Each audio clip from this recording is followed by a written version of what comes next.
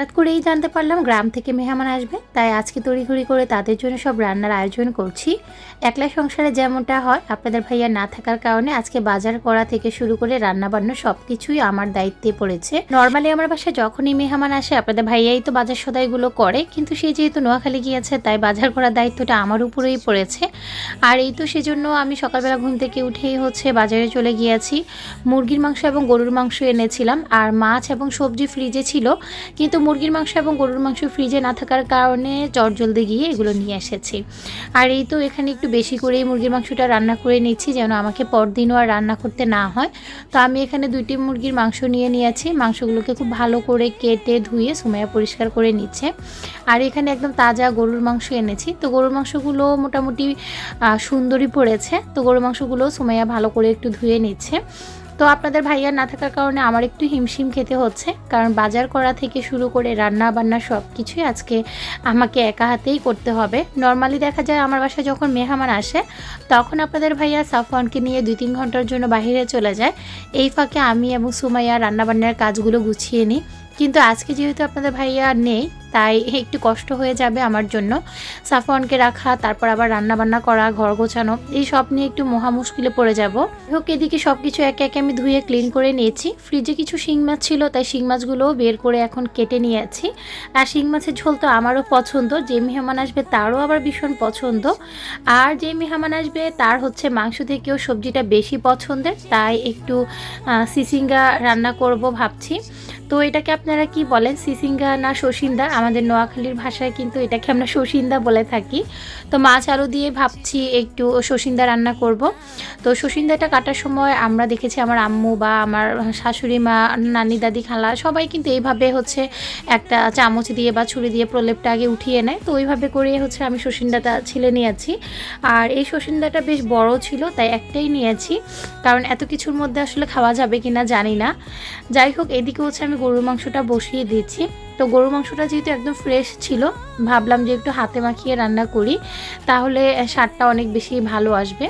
তো গরুর মাংসগুলোর মধ্যে আমি দিয়ে দিয়েছি প্রথমে আদা বাটা, রসুন বাটা, তারপর দিয়ে দিয়েছি হলুদ গুঁড়ো, মরিচ গুঁড়ো, ধনিয়া জিরার গুঁড়ো, কিছু আস্ত গরম মশলা দিয়ে সব কিছু ভালো করে মাখিয়ে নিচ্ছি। লবণটাও কিন্তু দিয়ে দিয়েছি স্বাদ অনুযায়ী, আর পেঁয়াজ কুচি, তেল সব কিছু দিয়ে ভালো করে মেখে ঢাকনা দিয়ে বসিয়ে দিয়েছি। এদিকে ভাবলাম যে মাংসটা হতে হতে আমি শসিন্দাটা কেটে নিই, সেই সাথে একটা ইলিশ মাছও ভিজিয়ে রেখেছি, মাছটাকেও কেটে নিতে হবে। তো শসিন্দা বা সিসিঙ্গা আমাদের নোয়াখালীতে আমরা কিন্তু মাছের ঝোল করে খেতে বেশি পছন্দ করি। তাছাড়াও কিন্তু এটা ডিম দিয়ে ভাজি করলেও খেতে অনেক ভালো লাগে আমার কাছে। একদম পাতলা পাতলা করে কেটে তারপরে যদি ডিম দিয়ে ভাজি করেন, শুধুমাত্র গরম ভাত দিয়ে সেই সিসিঙ্গা ভাজি দিয়ে খাওয়া যায়। তো আজকে যেহেতু আমি আর ভাজি করব না, মাছের ঝোল করেই রান্না করব, তাই আমি সিসিঙ্গাগুলোকে এইভাবে করেই কেটে নিচ্ছি। আর এইভাবে রান্না করলেও আমার কাছে ভালো লাগে। চিংড়ি মাছ দিয়ে রান্না করলেও যেমন মজা হয়, ইলিশ মাছ কিংবা অন্য যে কোনো বড় মাছ দিয়ে রান্না করলেও মজা লাগে খেতে। তো একবার ভেবেছিলাম যে ইলিশ মাছ দিয়েই সিসিঙ্গাটা রান্না করব, পরে চিন্তা করলাম আমার যেহেতু অ্যালার্জির সমস্যা আছে, আমি যদি এটার মধ্যে ইলিশ মাছটা দিই তাহলে দেখা যাবে আর আমি সবজিটা খেতে পারবো না। তাই ভাবলাম যে ইলিশ মাছটা শুধু ভাজি করে নিই, আর অন্য বড় মাছ দিয়ে না হয় সিসিঙ্গাটা রান্না করব। আর এই তো মাছটাকেও কেটে ভালো করে ধুয়ে এখন লবণ হলুদ দিয়ে ভাজি বসিয়ে দিব। আর মাছটা এত তাজা ছিল, মাছটা কিন্তু ফ্রিজে ছিল, কিন্তু তারপরেও বেশ তাজা, আর একদম মনে হয় যে পোক্ত একটা মাছ। মাছের মধ্যে খুবই সামান্য ডিম হয়েছে, তাই আমি ডিমটা আর বের করলাম না, ডিম সহই মাছটাকে এখন ভাজি করে নিব। তো লবণ হলুদ মাখিয়ে এক পাশে আমি মাছটা ভাজি বসিয়ে দিচ্ছি, আর অন্য পাশে যে সিসিঙ্গাটা রান্না করে নিচ্ছি। তো খুব বেশি মাছ দিইনি, বড় বড় রুই মাছ ছিল, তো সেখান থেকে 3 টুকরো রুই মাছ দিয়ে রান্না করে নিয়েছি। আর এদিকে অফ ক্যামেরায় কিন্তু ঢেঁড়স কেটে নিয়েছি, ঢেঁড়সটাও ভাজি বসিয়ে দিয়েছি। ঢেঁড়স ভাজিটা খুবই সামান্য পরিমাণে করেছিলাম, কারণ এত কিছু যেহেতু খাওয়া যাবে না, মাত্র মানুষ আমরা 3-4 জন, তাই আর বেশি পরিমাণে নিলাম না।